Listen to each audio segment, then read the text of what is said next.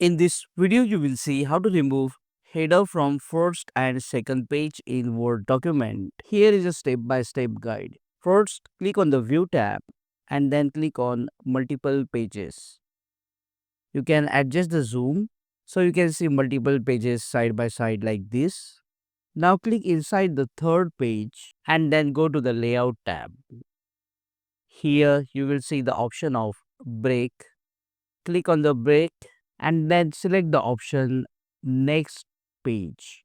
Now double click inside the header of the third page and you will see here header and footer option. Click on Link to Previous Page to disable it. Now you can just type what you want inside the third page header. For example, I have typed the header, and as you can see there is no header in first and second page. In case if you have header in your first and second page, you can simply select the header and then press delete on your keyboard to delete the first and second page header. Once done, double click inside the document, go back to the view tab and then click on one page.